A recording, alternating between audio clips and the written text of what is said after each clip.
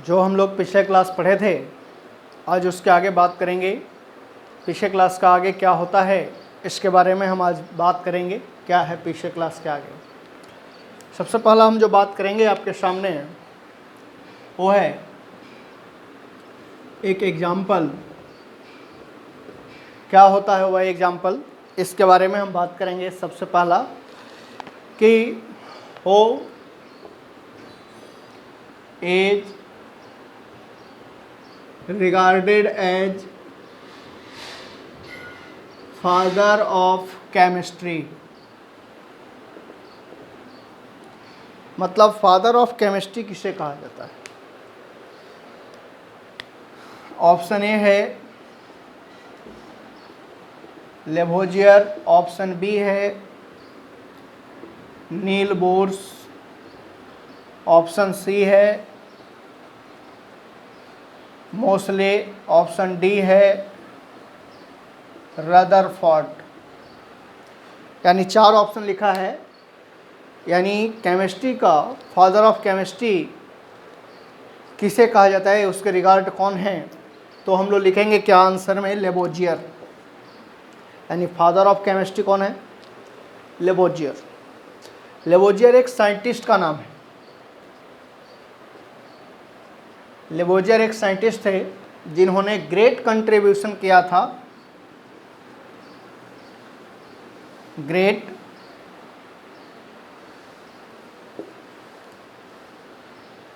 Contribution किया था। क्या? इन्होंने दिया था law of conservation of mass in a chemical reaction. यानी जो आप देख रहे हैं कि ग्रेट लेवोजियर ने ग्रेट कंट्रीब्यूशन दिया जिसका नाम क्या था? Law of conservation of mass in a chemical reaction. मतलब केमिकल रिएक्शन में जो एक लॉ मिला वो law of mass of conservation के नाम से।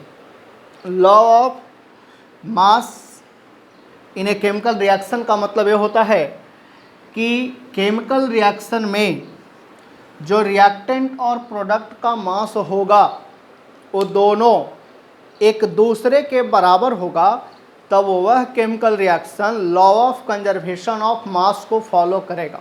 फिर से सुनिए मेरी बात को। हमने कहा कि वैसा केमिकल रिएक्शन जिस केमिकल रिएक्शन में टोटल मास ऑफ रिएक्टेंट और टोटल मास ऑफ प्रोडक्ट दोनों एक दूसरे के बराबर अगर हो जाएगा तो समझना है कि वह reaction law of conservation of मास को फॉलो करेगा।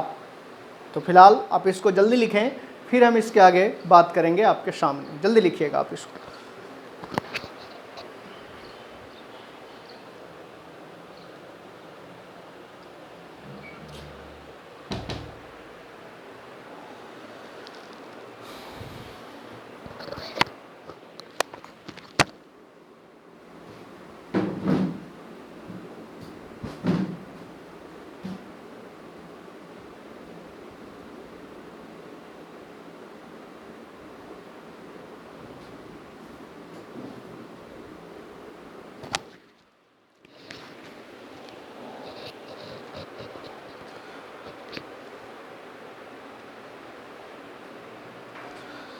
जल्दी लिखिए।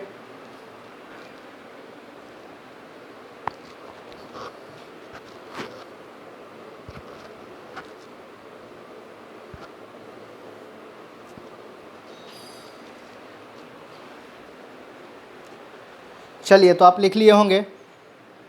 अब हम इसके आगे बात करेंगे।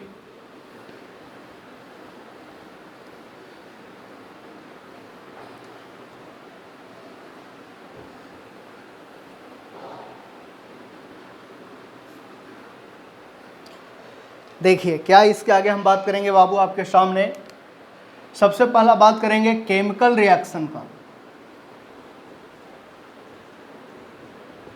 हम केमिकल रिएक्शन किसे कहते हैं इसके बारे में सबसे पहला बात करेंगे। उसके बाद लॉ ऑफ कंजर्वेशन ऑफ मास के बारे में बात करेंगे। सबसे पहला हम केमिकल रिएक्शन के बारे में इसलिए बात करेंगे कि आखिरकार केमिकल रिएक्शन होता क्या है। केमिकल रिएक्शन का हिंदी होता है रासायनिक प्रतिक्रिया।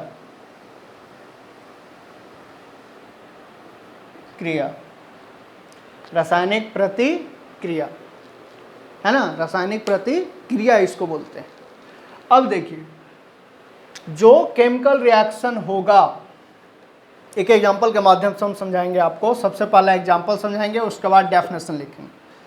केमिकल रिएक्शन में सबसे पहला हम लोग देखेंगे कि क्या होता है आखिर केमिकल रिएक्शन। तो कोई भी सब्सटेंस जो होगा वो आपस में रिएक्शन करने के बाद वो अपना कंपोजिशन को चेंज करता है, यानी उस अपना गुण को चेंज करता है। उस रिएक्शन को हम लोग कहते क्या है, केमिकल रिएक्शन। यानी किसी भी एटम के बीच जो रिएक्शन हो जाए, रासायनिक प्रतिक्रिया हो जाए, उसको हम लोग कहते हैं क्या है, केमिकल रिएक्शन। या रासायनिक अभिक्रिया हो जाए, उसको हम लोग क्या कहते हैं, केमिकल रिएक्शन बोलते हैं। मतलब वो जिसका कंपोजिशन चेंज कर जाए, एक सब्सटेंस दूसरे सब्सटेंस में अगर चेंज कर जाता है तो समझ जाइए कि केमिकल रिएक्शन हो गया। समझ गए बात को? आइए बात करते हैं। सबसे पहला एक एग्जांपल लिखते हैं, Zn। जिंक आपका मेटल है, इसको जिंक हम लोग मेटल बोलते हैं। इसका अवस्था सॉलिड स्टेट होता है। इसका अवस्था कैसा होता है, सॉलिड होता है। मेटल हमेशा सॉलिड स्टेट में होता है। यह रिएक्शन किया H2SO4 के साथ, मतलब जिंक जो है वह रिएक्शन किया H2SO4 के साथ। H2SO4 का नाम है सल्फ्यूरिक एसिड।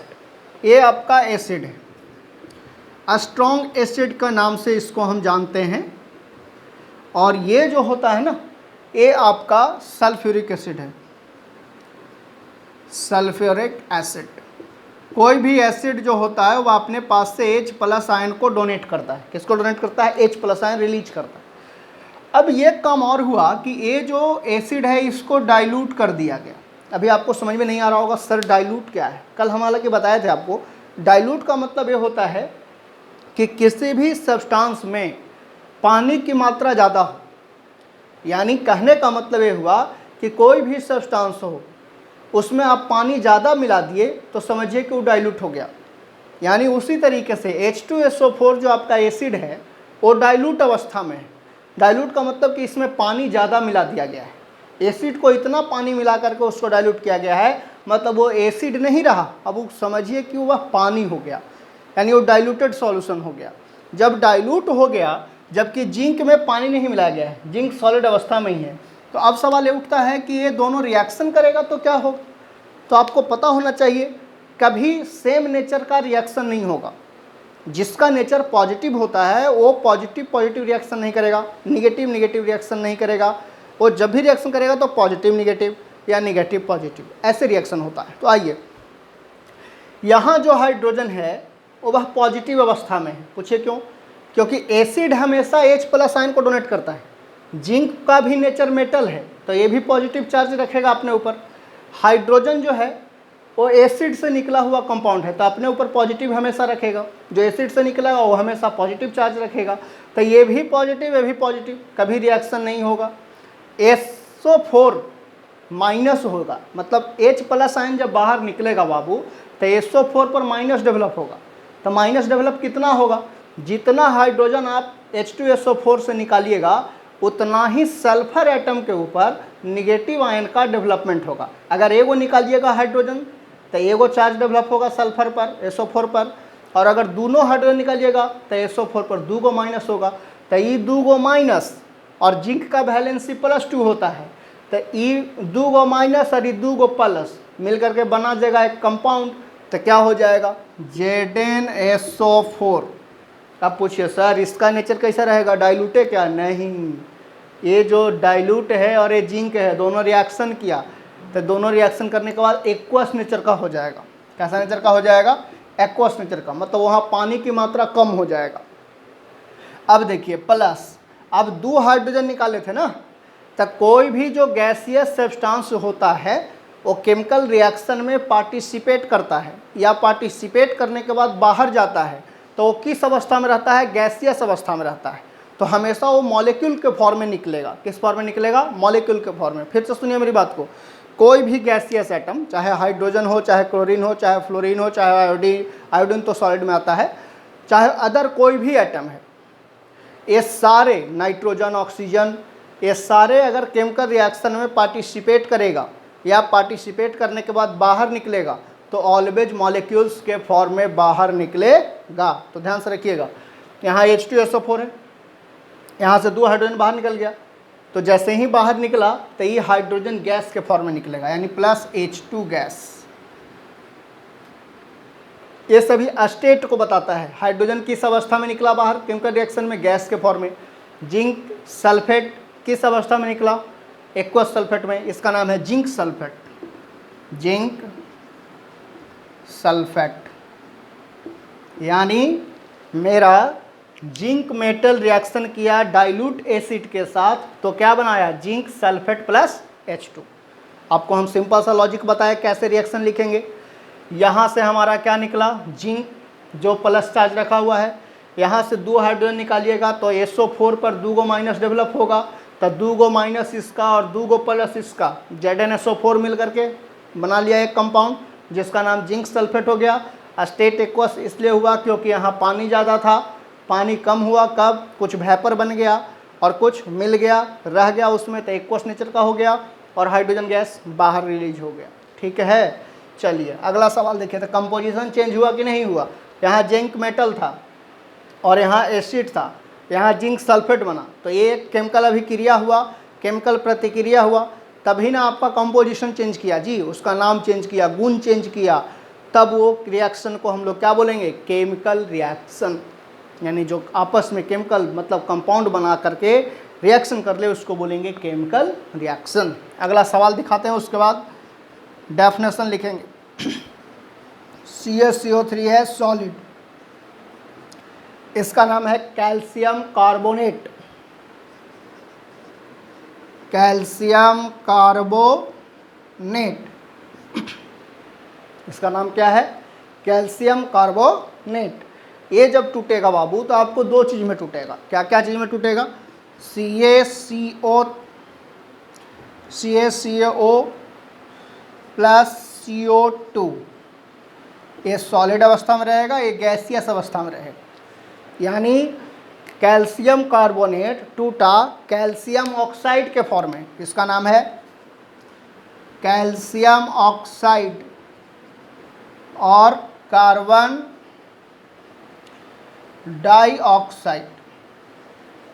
यानी आपका कैल्शियम कार्बोनेट का डिसोसिएशन हुआ in absence of air, in absence of air, air के एब्सेंस में, यहाँ पे हवा नहीं है ना, वहाँ पे आपका रिएक्शन हुआ तो इसका डिसोसिएशन हुआ कैल्शियम कार्बोनेट का कैल्शियम ऑक्साइड में और कार्बन डाइऑक्साइड के फॉर्म में। यानी ये 2 पार्ट में आपको टूट गया, कैल्शियम ऑक्साइड और कार्बन डाइऑक्साइड के form.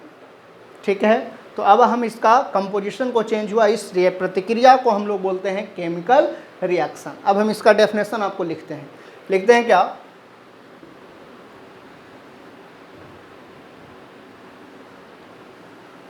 Change in composition of any substance is called as chemical reaction। यानी change in composition of any substance is called as chemical reaction। तो आइए बात करते हैं। सबसे पहला आपको हमने समझाया सिखाया कि कोई भी केमिकल रिएक्शन कब होता है, जब कोई भी सब्सटेंस एक दूसरे सब्सटेंस से मिलेगा और उसका जो केमिकल चेंज होगा तो उसको हम लोग कहेंगे केमिकल रिएक्शन, उसका जो कंपोजिशन चेंज होगा उसको हम लोग कहेंगे केमिकल रिएक्शन। तो आपने देखा 2 रिएक्शन के माध्यम से हमने आपको सिखाया, आप इसको जल्दी छापिए फिर हम आगे बात करेंगे।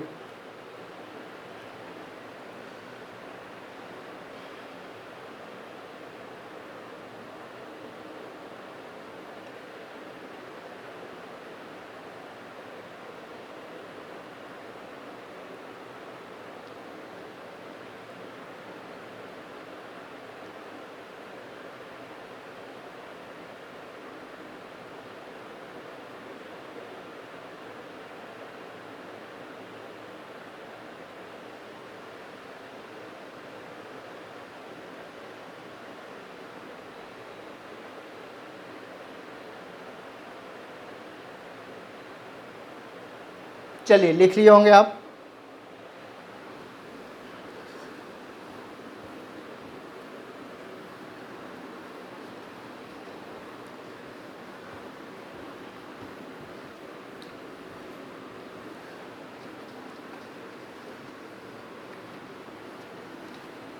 अब देखिएगा इसके बाद,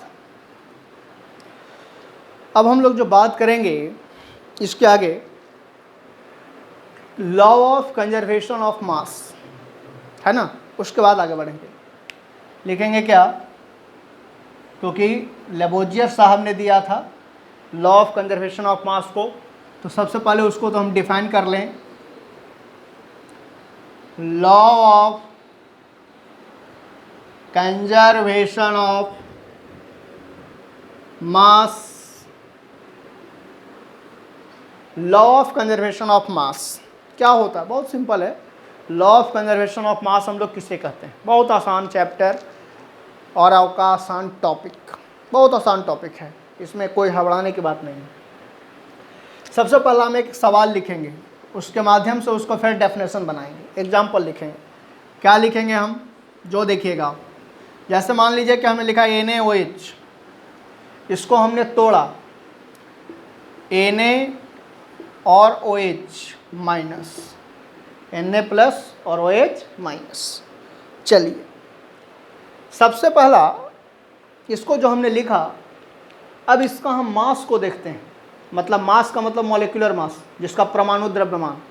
ये जितने सारे एटम हैं, सारे एटम का परमाणु द्रव्यमान आप लिख करके जोड़ दीजिए।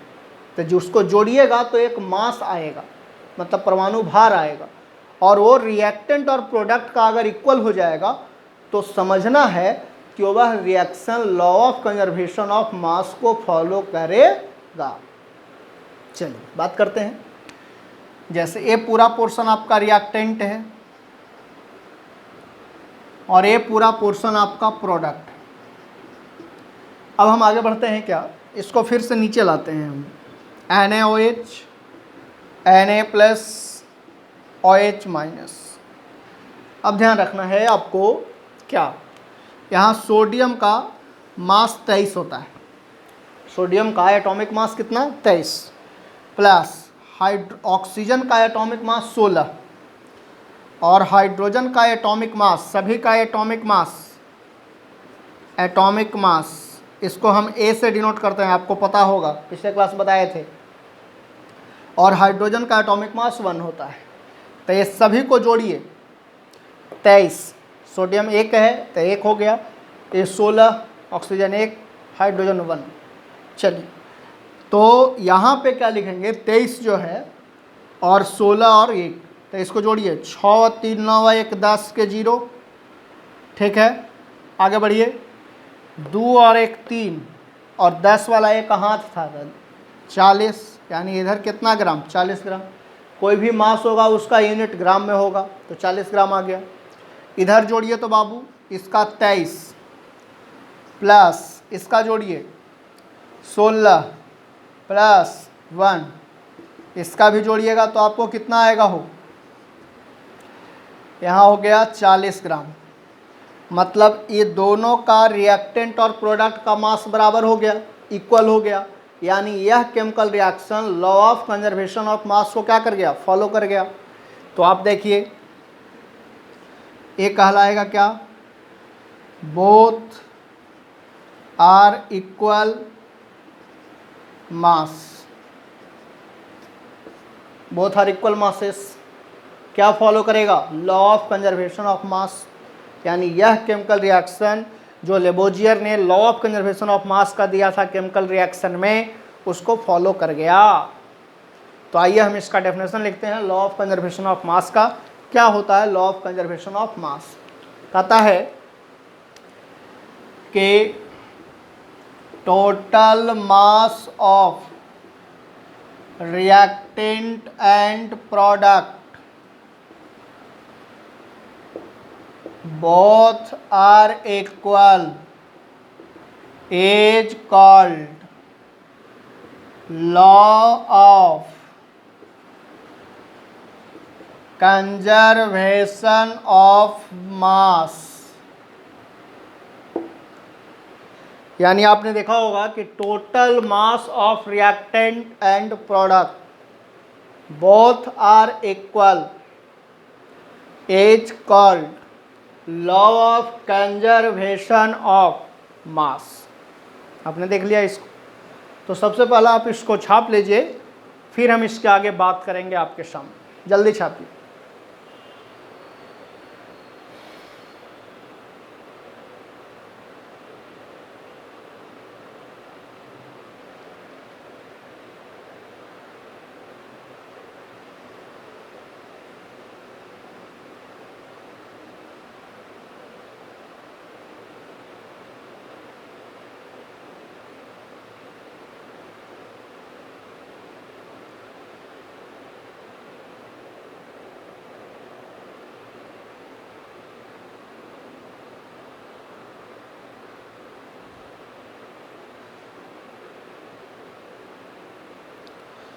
चलिए, तो आप लिख लिए होंगे। अब हम आगे बात करेंगे।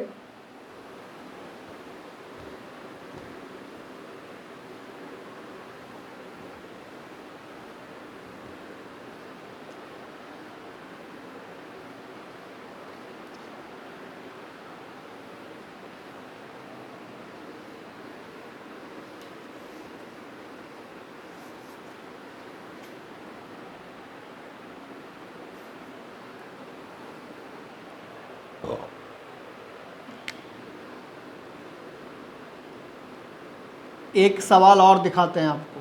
CaSO3 इसका स्टेट सॉलिड होता है, इसको तोड़िएगा तो CaO कैल्शियम ऑक्साइड सॉलिड अवस्था में रहेगा और कार्बन डाइऑक्साइड ऑलवेज गैसियस अवस्था में रहेगा।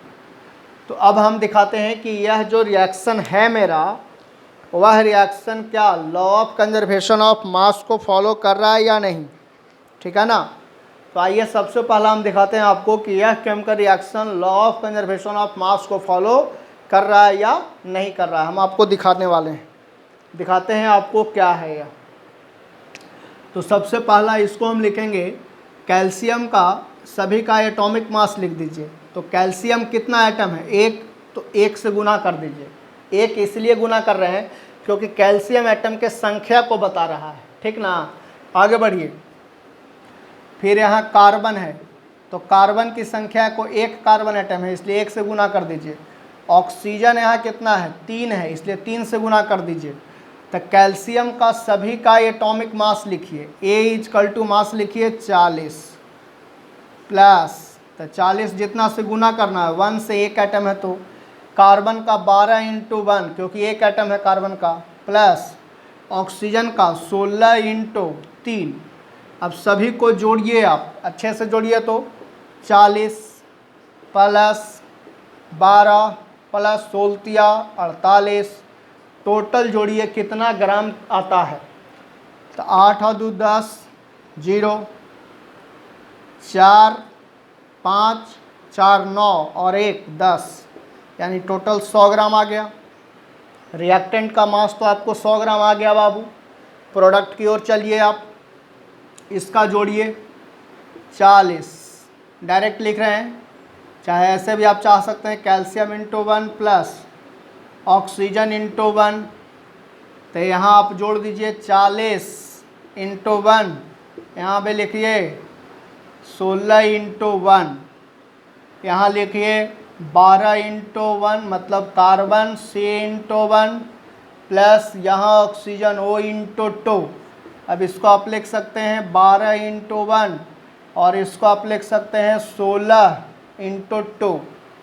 अब सभी को जोड़ दीजिए आप, तो जोड़िए 40 यहाँ उतरा, यहाँ 16, यहाँ 12 और यहाँ क्या 32।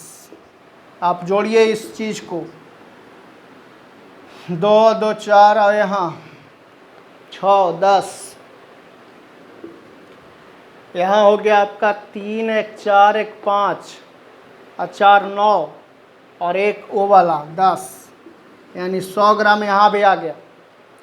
तो दोनों मास रिएक्टेंट और प्रोडक्ट के बराबर हो गया।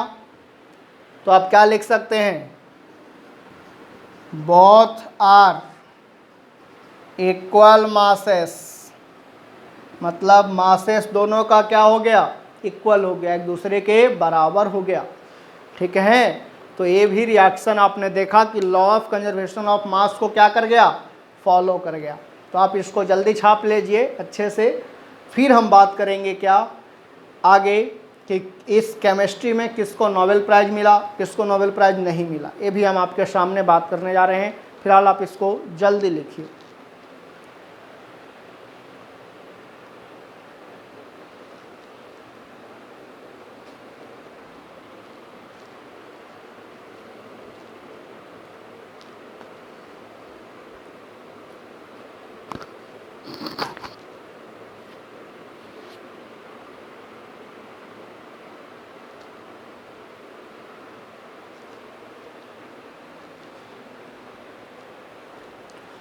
मिटाएं इसको।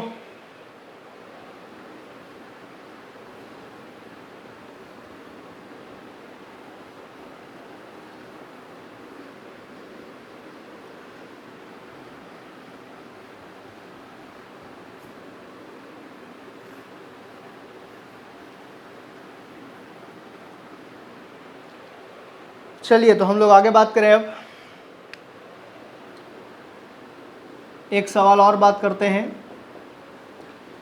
द टर्म हाइड्रोजन बाज फर्स्ट क्वाइंड बाय, क्वाइंड का मतलब होता है खोज करना, आविष्कार करना। तो ऑप्शन ए है नील बोर्स, ऑप्शन बी है मोसले, ऑप्शन सी है रदरफोर्ड, ऑप्शन डी है लैवोजियर। 4 ऑप्शन फिर आ गया। यानी हाइड्रोजन टर्म का फर्स्ट बार किसने खोज किया, फर्स्ट बार किसने आविष्कार किया, किसने बताया उसको, है ना। तो आइए सबसे पहला हम बात करते हैं हाइड्रोजन। इसको दिया था फर्स्ट बार लेबोजियर ने, क्योंकि first bar father of chemistry किसको कहा गया, लेबोजियर को। तो फर्स्ट हाइड्रोजन एलिमेंट भी डिफाइन किया कौन, लेबोजियर ने। उसको क्वाइंट किया किसने, लेबोजियर ने। उसको बताया कौन, लेबोजियर। सबसे पहले हाइड्रोजन जो है वह लैटिन वर्ड है, लैटिन वर्ड है या ग्रीक वर्ड आप बोल सकते हैं। इसको 2 पार्ट में आप तोड़िए, ये 2 पार्ट में टूटेगा आपका। पहला हाइड्रो और दूसरा जेन।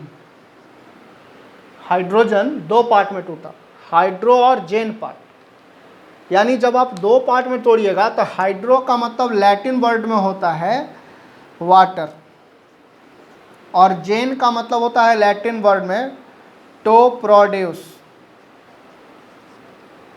यानी हाइड्रोजन एक ऐसा एलिमेंट है जो वाटर प्रोड्यूस करेगा। क्या प्रोड्यूस करेगा, वाटर।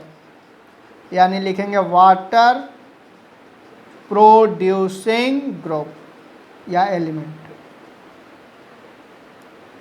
कोई भी पूछेगा आपसे कि हाइड्रोजन कैसा एलिमेंट है, तो आप बोलिएगा वाटर प्रोड्यूसिंग एलिमेंट। कैसा एलिमेंट है, वाटर प्रोड्यूसिंग एलिमेंट। मतलब हाइड्रोजन वाटर को क्या करेगा, प्रोड्यूस करेगा। और इसको किसने बताया था फर्स्ट बार, लैवोजियर नाम के साइंटिस्ट। केमिस्ट्री में जितने सारे जो एलिमेंट्स आए सारे लैटिन वर्ड से आए हैं, सारे ग्रीक वर्ड से आए हैं। ठीक है ना, तो इस बात को आप याद रखना है। फिलहाल इसको आप जल्दी छापें, फिर हम आगे बात करेंगे।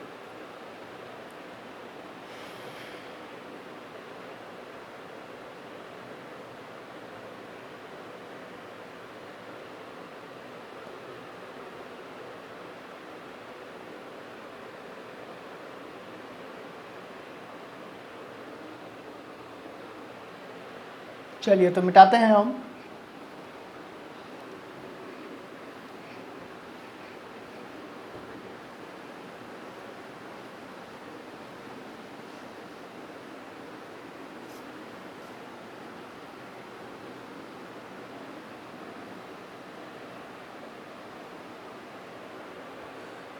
आगे बढ़िए, क्या कहता है। आगे है आपका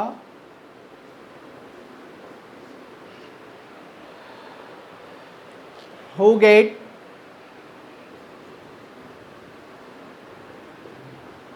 first Nobel prize in physics. First Nobel prize physics में किसको मिला? ऑप्शन ए है रॉन्टजेन, ऑप्शन बी है ऑस्टवाल्ड, ऑप्शन सी है मोसले, ऑप्शन डी है जॉन डाल्टन। Johan Dalton. यानी फर्स्ट नोबेल प्राइज फिजिक्स में किसको दिया गया, इसके बारे में हम लोगों को क्या करना है, पता करना है कि फर्स्ट नोबेल प्राइज का हकदार कौन थे। और नोबेल प्राइज ऐसे नहीं मिलता है, किसी चीज़ को आप खोज करिएगा तब आपको नोबेल प्राइज दिया जाएगा। जैसे साइंटिस्ट, जो इतने सारे साइंटिस्ट हैं, इसमें से कौन से ऐसे साइंटिस्ट हैं जो आपका नोबेल प्राइज फिजिक्स में पाए, और वो कैसे पाए, किसके लिए पाए, कौन सा ऐसा चीज़ फिजिक्स में उन्होंने दिया जिसके लिए उनको नोबेल प्राइज दिया गया। तो इन्होंने दिया था रॉन्टजेन ने। ये रॉन्टजेन क्या ऐसा किया था, इन्होंने एक्सरे को खोज किया था। जो फर्स्ट बार डिस्कवरी किया था एक्सरे को, यानी discovery of X ray. Option number A होगा Roentgen for discovery of X rays, मतलब एक्सरेज को इन्होंने दिया था। कौन? आपका रॉन्टजेन ने। फिजिक्स में जो एक्सरे खोज किया गया, जो हम लोग का बॉडी को एक्सरे किया जाता है, वही एक्सरे को खोज किसने किया था? रॉन्टजेन ने। इसलिए इनको नोबेल प्राइज फिजिक्स में दिया गया था। अब आइए, who get first Nobel prize in biology.